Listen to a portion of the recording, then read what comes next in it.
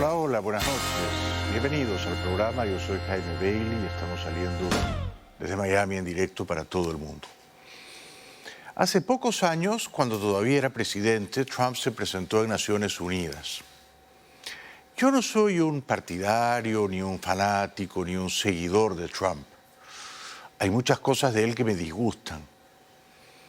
Hechas las sumas y las restas, hubo algunas cosas de su presidencia que me resultaron bastante chocantes.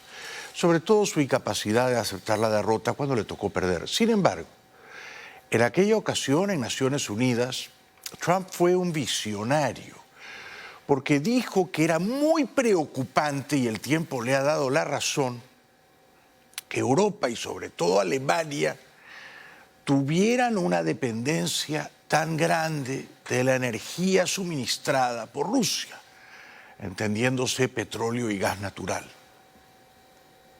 Reliance on a single foreign supplier can leave a nation vulnerable to extortion and intimidation. That is why we congratulate European states such as Poland for leading the construction of a Baltic pipeline so that nations are not dependent on Russia to meet their energy needs. Germany will become totally dependent on Russian energy if it does not immediately change course.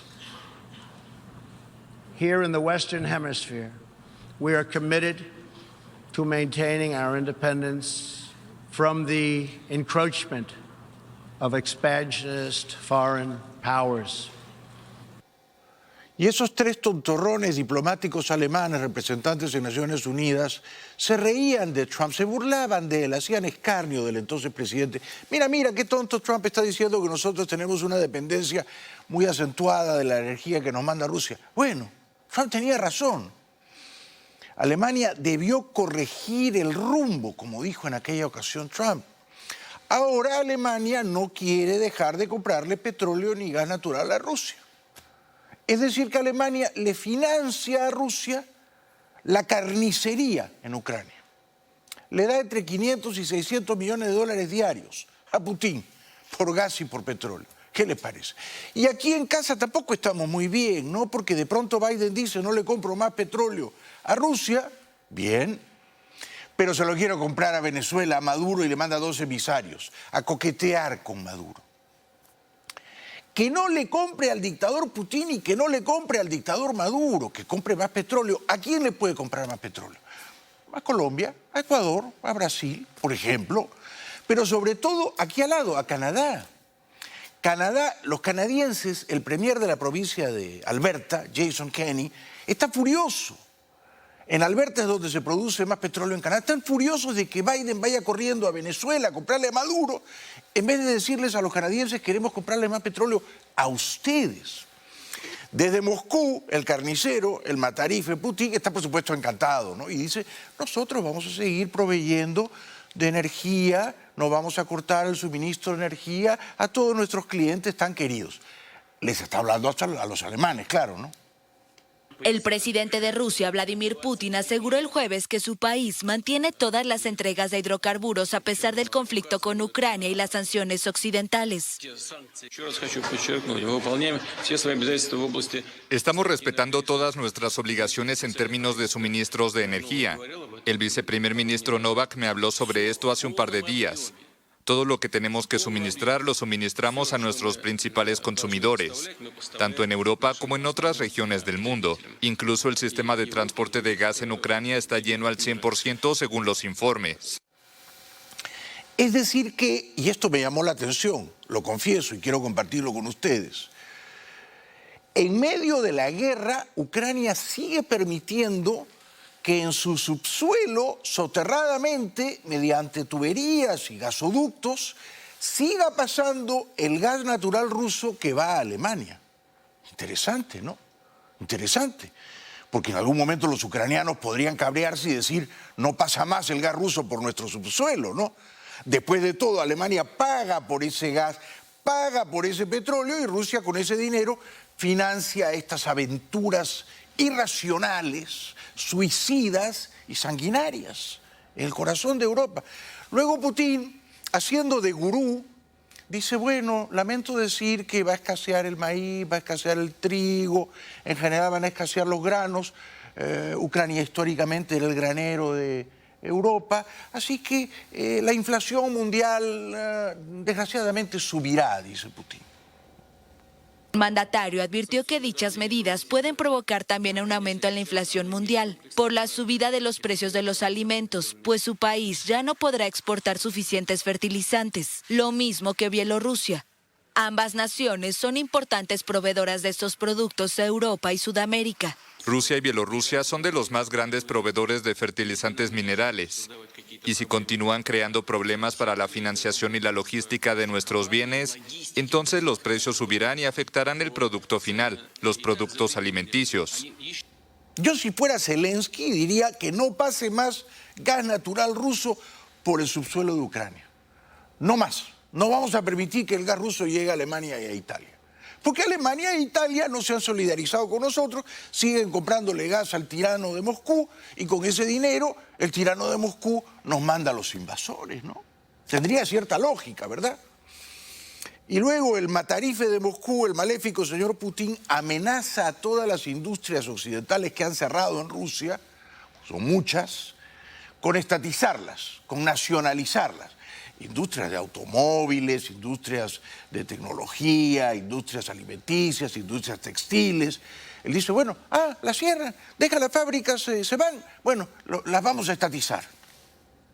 No es la única decisión del Kremlin en represalia a las sanciones impuestas. La lista de exportaciones prohibidas para todo 2022 también incluye material agrícola, equipos de telecomunicaciones, equipamiento médico o automóviles, hasta un total de 200 artículos diferentes. Rusia amenaza además con nacionalizaciones sobre los que han decidido cerrar aquí su producción, afirma. Entre las que han anunciado su salida hay también españolas. En total, 149 firmas de nuestro país operan en Rusia. La mayoría, casi un tercio, son industrias de la alimentación, textil, transportes y química. A ver que estatice Zara, a ver si los rusos le ganan a Mancio Ortega, que es un campeón, diseñando ropa elegante a precios competitivos. A ver que se atreva. Según dicen, Rusia le vendía al mundo occidental, que en teoría ahora es su enemigo, pero al mismo tiempo sigue siendo su socio comercial. Esto no se entiende, ¿no? Es su enemigo ideológico, su enemigo diplomático, pero su socio comercial. ¿En qué quedamos? Le vendía 4.3 millones de barriles de petróleo todos los días. 4.3 millones. De esos 4.3 millones, Rusia nos vendía acá a Estados Unidos como 600.000, 700.000 barriles. Lo que equivalen más o menos al 8% del consumo nacional de Estados Unidos. Dicen los expertos que si Rusia deja de venderle esos 4.3 millones de barriles diarios a Occidente, al mundo libre, entonces, claro, el precio del barril se dispararía por encima de los $200 y que esto tendría, claro, unas consecuencias catastróficas en la economía global. Antes de invadir Ucrania, de Rusia salía 1 de cada 10 barriles de petróleo que compraba el mundo. Llenar ese hueco es todo un reto. Producir más lleva tiempo, hay que perforar nuevos pozos, exportarlo, explica Samantha Ross, experta en energía del Instituto Brookings. La Casa Blanca se acerca a 3 gigantes del petróleo, 3 gobiernos a los que hasta ahora intentaban convertir en parias. Venezuela, una delegación de Estados Unidos ha viajado allí y Venezuela acaba de liberar a 2 presos estadounidenses. Esa negociación con Venezuela es una vergüenza, es una capitulación moral. Estados Unidos reconoce al presidente Guaidó y manda a Biden a 2 emisarios a rogarle a Maduro que le venda el poco petróleo que produce, 600.000 barriles diarios. Venezuela en su día llegó a producir más de 3 millones al día. No le tiene que comprar Biden petróleo ni a Rusia ni a Venezuela, ni a Irán ni a Arabia Saudí.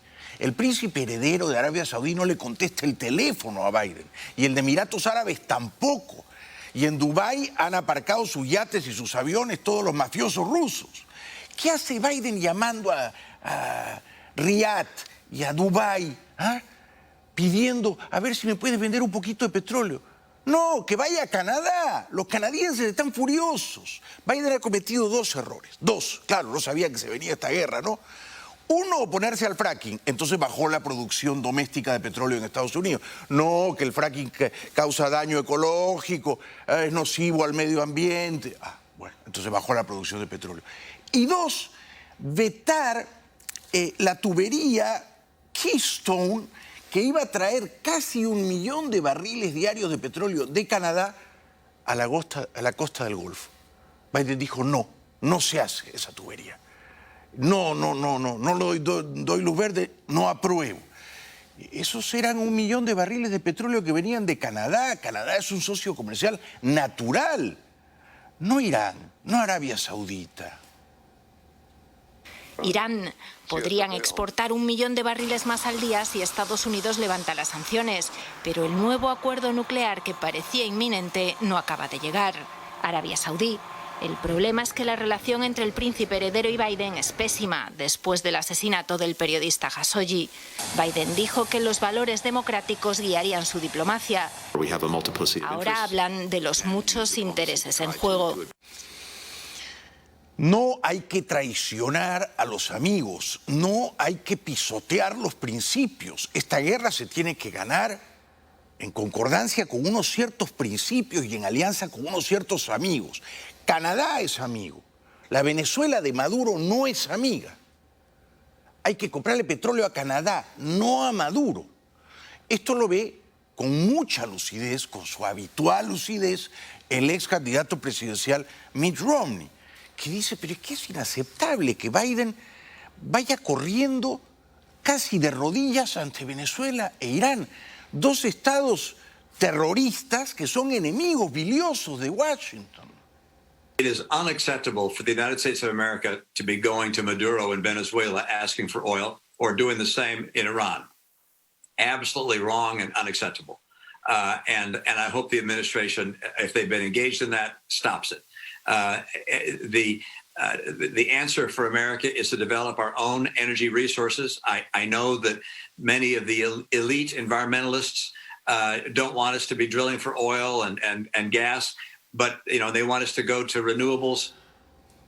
Pero como dice inteligentemente Romney, mientras no tengamos fuentes renovables de energía, mientras sigamos dependiendo del petróleo, hay que producirlo aquí internamente para no tener dependencias perniciosas.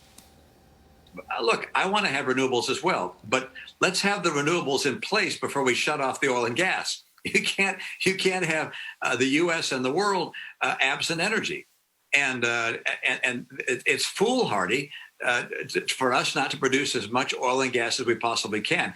For us here domestically and for our friends in Europe. Look, these sanctions are going to be hard to keep in place if people start seeing prices at the pump go up and up and up. If Europeans are freezing in their homes, I mean, we're going to get weak knees globally, unless we can provide the energy that people need to get to work, to heat their homes, and to have jobs.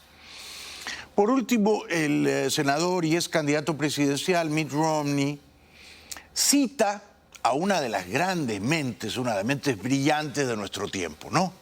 Elon Musk, el creador de los autos eléctricos Tesla, cuyo mantra respecto de la crisis energética global es, yo no sabía, drill, baby, drill, perfora, nene, perfora, taladra, nene, taladra, busca petróleo acá, perfora con fracking. So, yeah, the right answer is for the president to say, following Elon Musk, drill, baby, drill, all right? Drill, get more wells. If we haven't got heavy crude available in places that we want it, drill in the high Uintas and or in the Uintas, get the crude, get the rail line out to Price so we can get this into the Gulf where it can be refined. Yo me opongo enérgicamente a que Estados Unidos condescienda a comprarle petróleo a la dictadura de Maduro. Se rebaje a rogarle petróleo a la monarquía saudí que no le conteste el teléfono a Biden. Que le compre petróleo a Canadá, que reactiven la tubería Keystone. ¿En qué está pensando Biden? Luego manda a su vicepresidenta, la despistada señora Kamala Harris, a Varsovia. Llega la señora a Polonia, tendrían que haber llegado los aviones polacos, los MiG-29 a Ucrania, eso no llegó. Llega ella, muy sonriente siempre, y dice que están llegando 4.700 soldados de Estados Unidos a Polonia. Como si eso hiciera una diferencia en la escabechina brutal que está ocurriendo en Ucrania. Particular as it relates to troop deployment, we have recently deployed an additional 4,700 American troops to Poland. That's on top of the years of rotation of about 5,000 American troops in Poland. We are pleased to have announced this week that we have directed 2 Patriot missile defense systems to Poland, and today I can announce that we have delivered those Patriot systems to Poland. Pero señora, Polonia no está en guerra. Esos misiles patriotas, entréguenlos en Ucrania. Las bombas caen en Ucrania, no en Polonia. Es Ucrania la que necesita los Patriot. Es Ucrania la que necesita los MiG-29. A pesar de que son aviones viejísimos, de más de 30 años de antigüedad.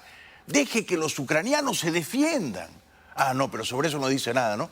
Y luego le hacen una pregunta y se ríe. Señora, usted no está en una fiesta.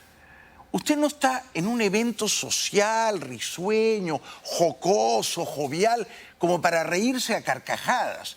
Está en un país vecino a Ucrania donde están matando a los niños. And I'm wondering what the United States is going to do more specifically to set up a permanent infrastructure. And relatedly, is the United States willing to make a specific allocation for Ukrainian refugees? And for President Duda, I wanted to know if you think, and if you asked the United States to specifically accept more refugees. Okay. A friend in need is a friend indeed. Okay, I can first. Okay, so this time. No me parece apropiado, ¿no?, que la señora vicepresidenta de Estados Unidos en Polonia se desternille de risa, se ría a mandíbula batiente. No son tiempos para reírse así en público, señora, ¿no? Hay niños, hay mujeres, hay familias enteras que están siendo diezmadas, y torturadas, abatidas en Ucrania. Y usted muriéndose la risa ahí como si estuviera en una fiesta. No se trata de ir a pasear por el mundo, se trata de ganar la guerra en Ucrania. Y para eso ni Biden, su jefe, ni usted han resultado útiles. Hoy denuncia de nuevo el Wall Street Journal que fue el propio Biden el que vetó, el que dijo no a la entrega de los aviones MiG-29 a Ucrania. Cuando estaba todo ya facilitado, el camino despejado para que los pilotos ucranianos fueran a recogerlos. Y Biden dijo no. ¿Por qué? Porque le tiene miedo a Putin. Hoy se reunió con Biden el presidente colombiano Iván Duque. Duque dijo en Washington que lo que le está haciendo Putin a la nación ucraniana es comparable, me gustó mucho esto, a lo que Maduro le ha hecho al pueblo venezolano. Téngase en cuenta que 2 millones de ucranianos han huido ya de la guerra. Téngase en cuenta que más de 5 millones de venezolanos han huido del horror, de la barbarie de su país, de Venezuela. Nicolás Maduro ha tratado de llevar a territorio venezolano asistencia militar rusa, presencia militar rusa, equipos rusos a ese territorio. Nicolás Maduro es un dictador que ha hecho toda suerte de crímenes de lesa humanidad que hemos denunciado ante la Corte Penal Internacional. Si usted me pregunta a mí, yo le diría lo siguiente. Nicolás Maduro le ha hecho al pueblo venezolano lo que Vladimir Putin le ha hecho al pueblo ucraniano. Con la diferencia de que Chávez y Maduro vienen haciéndoselo al pueblo venezolano hace más de 2 décadas y más de 5 millones de venezolanos han tenido que abandonar su patria. En Caracas, precisamente, el número 2 de esa repugnante dictadura, el matón ventrudo de Diosdado Cabello, que también está envalentonado como su jefe Maduro, porque llegan los emisarios de Biden, hincándose de rodillas, prosternándose ante ellos, rogándoles petróleo, Bueno, Cabello dice que sí, que están dispuestos a negociar con los emisarios de Biden, ¿no? Que están dispuestos a escucharlos, ¿no? Pero los mira con desdén, hacia abajo. Aquí no hay que desesperarse en las conversaciones y vamos a ver hasta dónde llegan. Ojalá sea por la paz del mundo, ojalá sea por la paz de esta región, sobre todo la región nuestra americana. Ojalá que eso sirva para que los haga entender que bueno, que aquí hay un presidente, no solo en el área comercial, sino en todas las áreas hay un presidente que ganó unas elecciones. Es un buen precedente. Lo que ocurrió ahora es un buen precedente, no es una buena señal. Una buena señal. Lo cortés no quita lo valiente. ¿Queremos hablar? Vamos a hablar. Es francamente indignante que el gobierno de Biden se haya rebajado a negociar con Maduro, a rogarle petróleo a Maduro, después de anunciar que no se lo va a comprar más a Putin, ¿no? Hay otras fuentes de suministro de crudo, ya las dije, entre otras. Canadá, Colombia, Ecuador, Brasil, hasta el México de López Obrador. Pero no Maduro, no Maduro. Una pausa y regresamos enseguida con todo lo último de la guerra en Ucrania.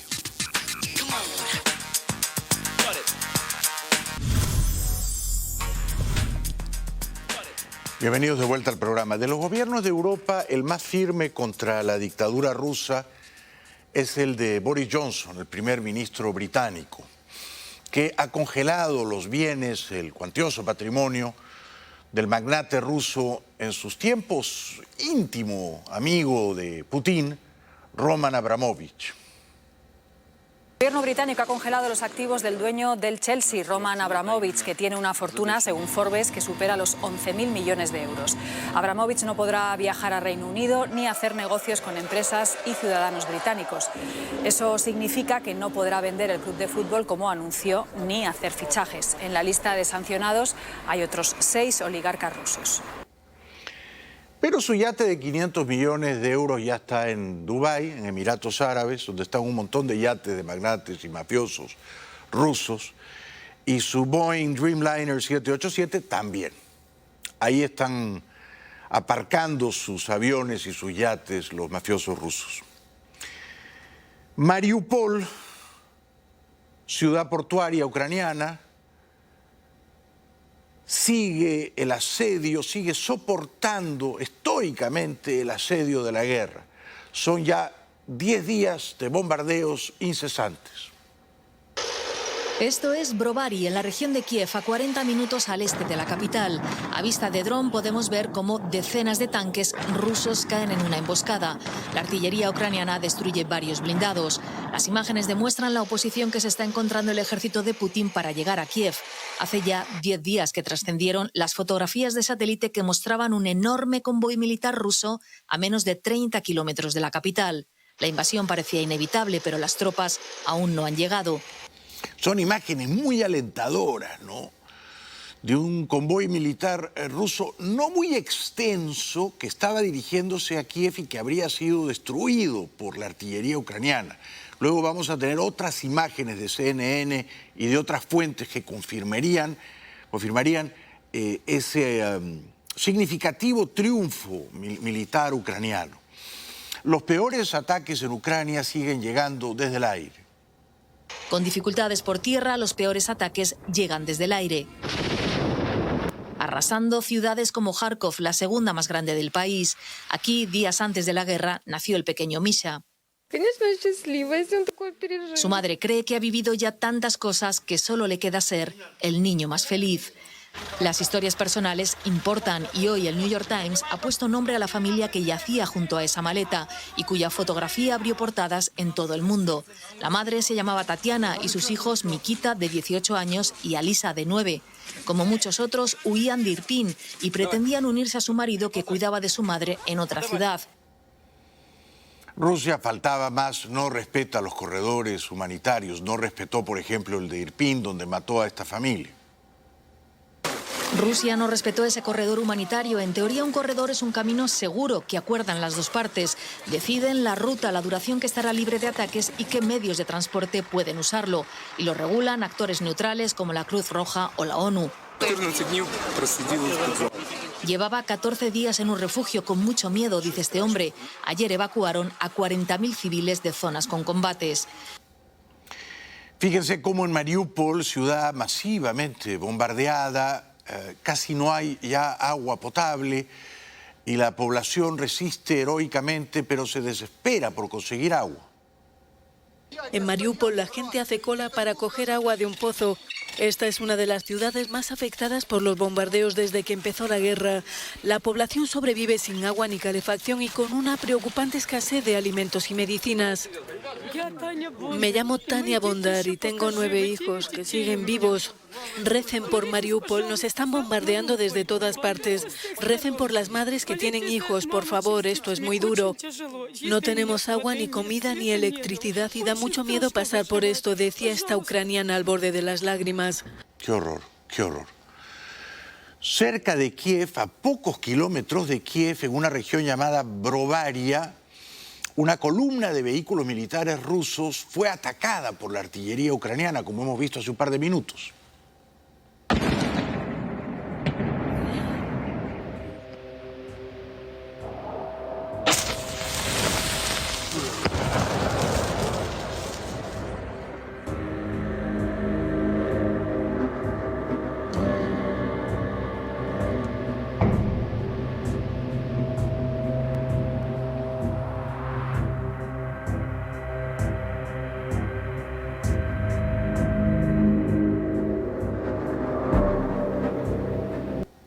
CNN ha confirmado que la exitosa emboscada ucraniana a ese convoy ruso ocurrió esta mañana. There's new video into CNN this morning which appears to show a Ukrainian strike on Russian tanks just outside of the capital, Kyiv. The Ukrainian military claims to have defeated a Russian tank regiment as well as killed its commander. Ukrainian armed forces also sharing videos of the aftermath, which, as you can see, shows tanks on fire, destroyed there. El diario británico The Sun mostró en calidad de primicia imágenes de un tanque ruso capturado por los ucranianos.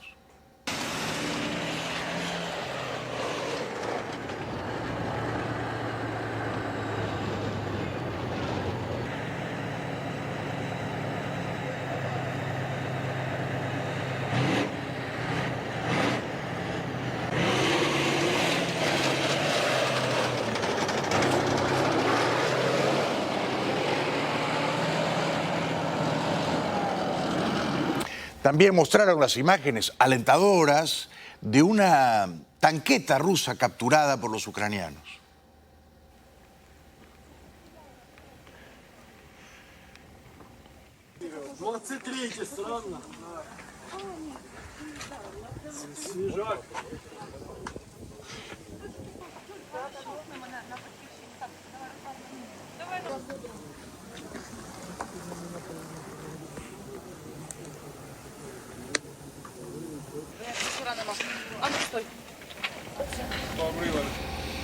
Es decir, que los rusos avanzan, pero con grandes dificultades y sufriendo severos reveses. No le está resultando la invasión en Ucrania a Putin tan fácil, tan expedita como él pensó que sería. Y eso que Ucrania casi no dispone de aviación para defenderse. Así las cosas, unos expertos ucranianos con pulso firme, con pulso de acero, desactivan una bomba rusa.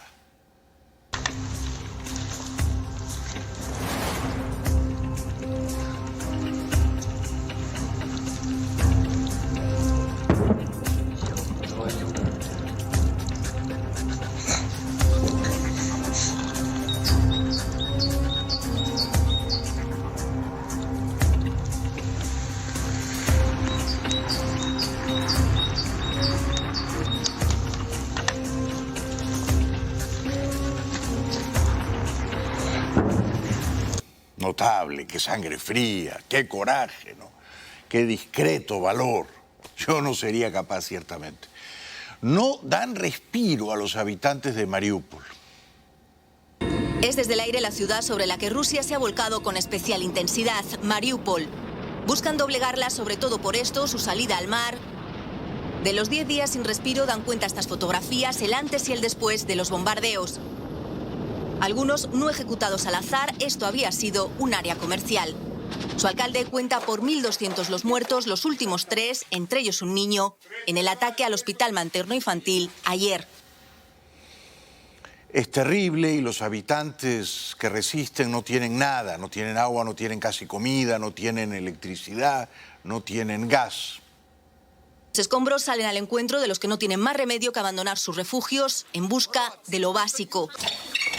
No solo no tienen agua, que empezó a escasear hace una semana, están además combatiendo las temperaturas bajo cero con nada. Esta mujer explica que se han quedado sin gas. Cruz Roja sobre el terreno ha lanzado hoy un nuevo SOS. No encuentran medicinas y simplemente esto, enviar un mensaje desde allí, es casi un imposible.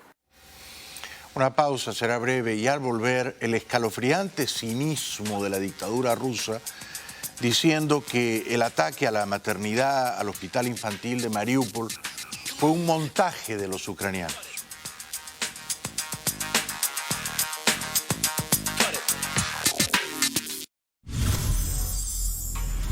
Bienvenidos de vuelta. Hoy en Turquía, el canciller ruso, el sádico señor Lavrov,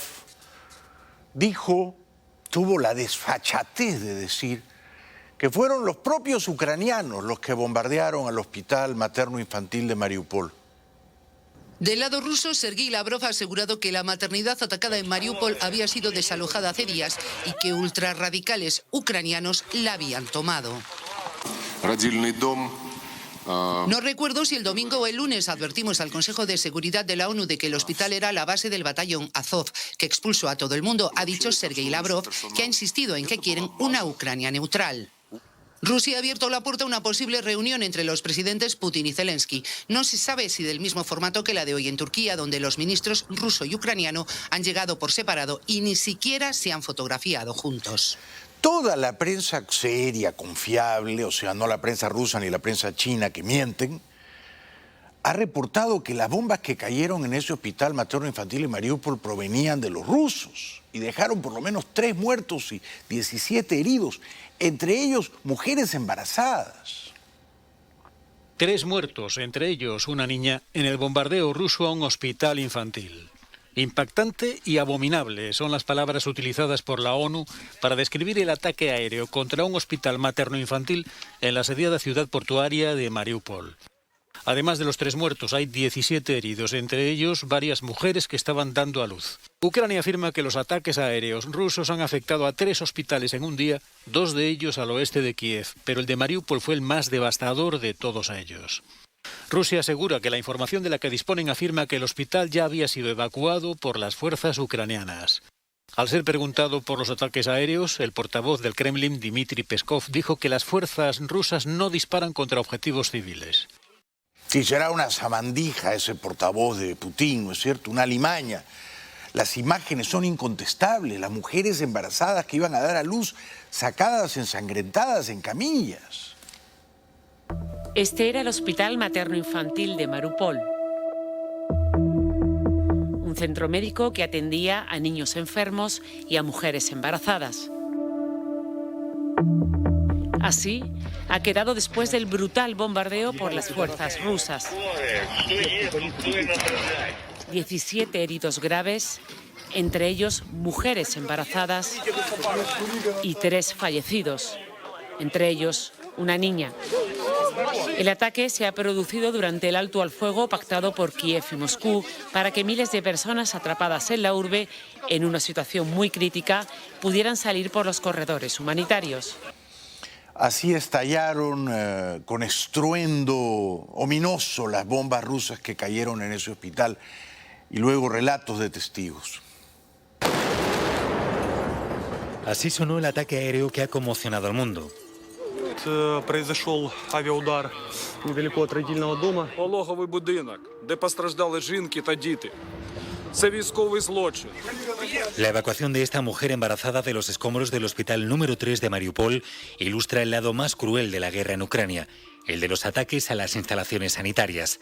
Este, con al menos 17 personas heridas, puede haber sido el peor, pero no ha sido el primero. Porque también han atacado un hospital cerca de Kharkov. Entre los ataques que señala el secretario general de la OMS está este, al hospital de Izium, cerca de Yarkov. Y también este bombardeo durante el cual sufrió daños el principal hospital de Zitomir, al oeste de Kiev.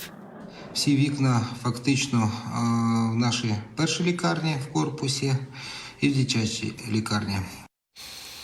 Los escuderos del carnicero de Moscú, los operadores políticos de Putin,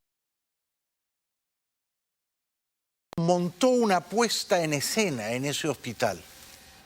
Rusia denunció el jueves que el bombardeo en un hospital pediátrico en Mariupol, el puerto de Ucrania, fue una provocación puesta en escena por el gobierno ucraniano. La aviación rusa no llevó a cabo absolutamente ninguna misión para alcanzar objetivos en tierra en el área de Mariupol. El análisis de las declaraciones de los representantes del régimen nacionalista de Kiev, materiales fotográficos del hospital, no deja lugar a dudas. El supuesto bombardeo aéreo es una completa provocación, puesta en escena para mantener el revuelo antirruso entre una audiencia occidental. Este cabeza de chorlito debe temer por su vida si no lee el guión que le escriben sus jefes, ¿no? Al este de Kiev, no muy lejos, caen las bombas. Es uno de los ataques aéreos de la aviación rusa sobre Jitomir, al este de Kiev. Han atacado una central eléctrica y un edificio residencial, dice el alcalde. Con la luz del día, los daños son evidentes. Esto es Irpin, muy cerca de la capital. Los que pueden, huyen. En las últimas 24 horas han evacuado a 40.000 civiles que estaban atrapados en zonas de combate. Llevábamos ya 2 días sin luz, sin agua, sin calefacción, dice Ilya. Teníamos que sacar a nuestros hijos de allí. Kharkov, que era la segunda ciudad más importante de Ucrania, ha sido sojuzgada por la bota militar rusa. Mientras, Kharkov, la segunda ciudad más grande del país, sigue bajo asedio y con muchos de sus edificios destrozados. Natalia está encerrada en casa con su suegra, Aleptina, superviviente del cerco de Leningrado. No nos podemos ir, dice. En su estado es imposible transportarla. En menos de 24 horas los generadores de Chernóbil se quedarán sin combustible, insiste el jefe de la empresa nuclear estatal ucraniana. Rusia, que tomó el control de la central, ha accedido hoy a que un equipo ucraniano repare las líneas eléctricas dañadas. En un hospital narran sus desgracias, relatan sus aflicciones, un soldado ucraniano y una mujer. Ранение у товарища скользящее, а третьему удалось спастись. Муж стал гнать по шипам, по всему, на пробитых колесах. Мы ехали, у мужа ранение в голову, дочке в руку, и у мужа отстрелила 2 пальца. El diario español El País recoge el desgarrador testimonio de familias destrozadas en Bucha, Ucrania. Нема ничего уже который день получается, то есть, абсолютно никакого нормального отношения вообще в принципе, потому что в Буче нету в половине ни газа, ни воды, ничего нету. Поэтому детей, тем более маленьких, приходится вывозить, то есть такими окольными путями, что ужас. Там война. Еще порядок. Давай ровненько подъезжаем. ¿Есть порядок? Да. Все. Ya regresamos con los más de 20.000 héroes que han ido a pelear por Ucrania sin ser ucranianos.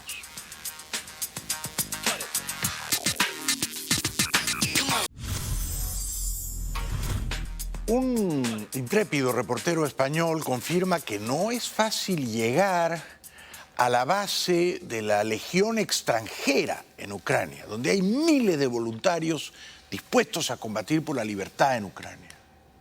Para llegar hasta aquí ha sido necesario atravesar decenas, más de 20 controles en las que los ucranianos piden la documentación y registran exhaustivamente los vehículos de quienes intentan cruzarlo para evitar que espías o informadores rusos se infiltren.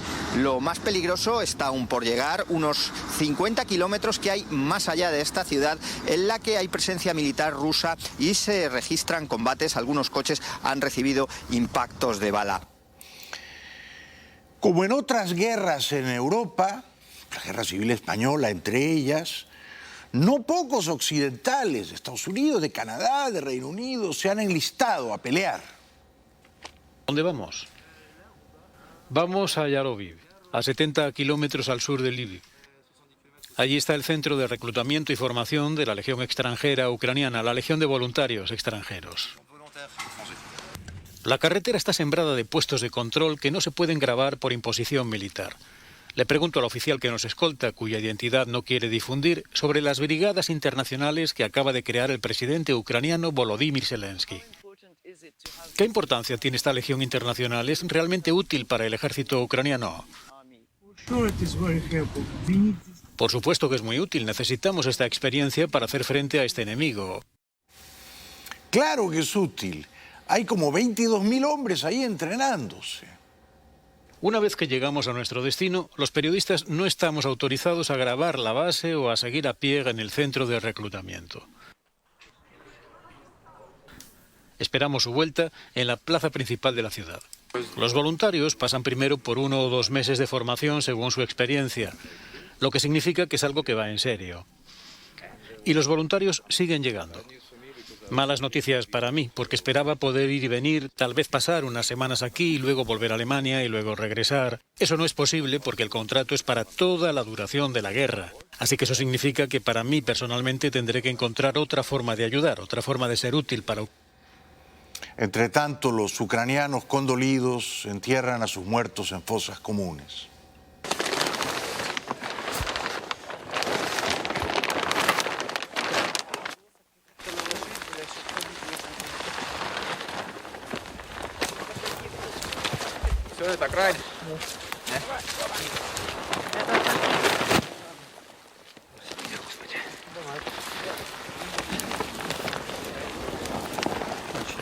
Давай, кидай. Отходи ты. Единственное, чтобы это закончилось, я не знаю, кто виноват, кто прав, кто это все развязал. Будь они все прокляты, эти все люди. El Washington Post recoge el testimonio de una mujer que abandonó Kiev. When I left, it was really heartbreaking, first of all, because I'm leaving everybody, like my friends, my boyfriend, he cannot move out of the country, but I have a job offer here, so I thought it's better to go and just earn some money, because you have to leave somehow. Your life is just ruined, you know, for the moment. Your friends, your relatives, family, you have to leave everything behind. Sometimes you just cannot, you just can't be together. Otra mujer pudo llevar con ella a su gato. I took my cat. I have a cat here. I'm so thankful that they're letting us to go with animals without, you know, chips, without vaccines and stuff, because, you know, leaving them behind is something that I cannot really do. When you're there, I don't know, this is the scariest, I think, the scariest moment. I still have nightmares, actually, with rockets flying right into my house. I even have a piece of rocket that fell right on the rooftop of my house. Habla un joven ucraniano. Esto es descorazonador, dice. It's so disheartening that this is happening to Ukraine right now. It's so disheartening. My heart is really bleeding because I find peace there in Ukraine. But now we can't find peace anymore. Every now and then we hear shots, okay, shelling, dropping bombs from the sky, and all that. So everyone is scared. So we got to leave to run for our life. I'm looking for a place to be safe, where I can, you know, relax my head and reunite with my family. Una valerosa ucraniana que estaba ya en Polonia regresa a Ucrania a salvar a su mamá con una maleta llena de medicinas y comida. My friend, she is volunteering for the hospitals. She sent me a huge list, but I wasn't able to buy much in Poland. So first aid kit. And here's some food. The lighters asked me to bring some cookies, painkillers, instant soups, power banks, and some materials just to make bandages, even out of the bandages. Wow. Yeah, so you see the bag is huge. I still have space, but it's basically everything that I could get yesterday. Otra ucraniana corajuda se enteró de la guerra estando de vacaciones en Egipto y miren lo que decidió. Me and my husband were on vacation in Egypt, and we get breakfast and get to lobby to connect to Wi-Fi, and like my husband just read the news and was like, honey, the war started.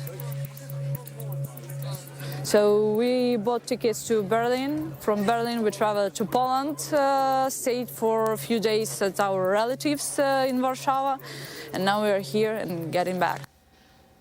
Ya regresamos.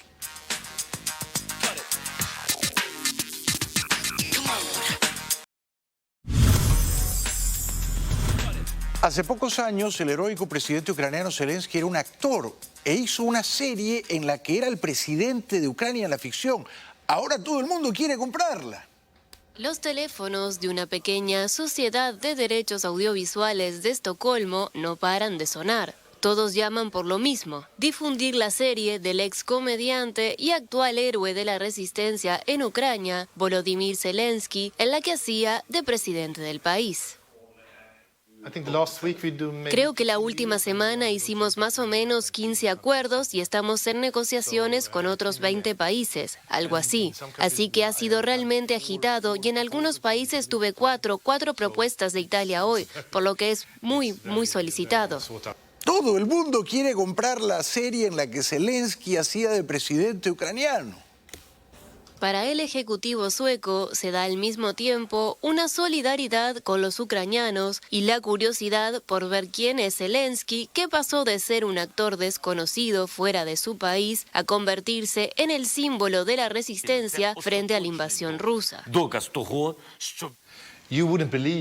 No podrías creer que él, que era un comediante muy divertido, muy popular y que conoces y que es amado por la audiencia, se convirtió en este líder mundial que encarna a toda la nación y habla por toda la nación y se convierte en un líder. Esa transición es increíble, debo decir.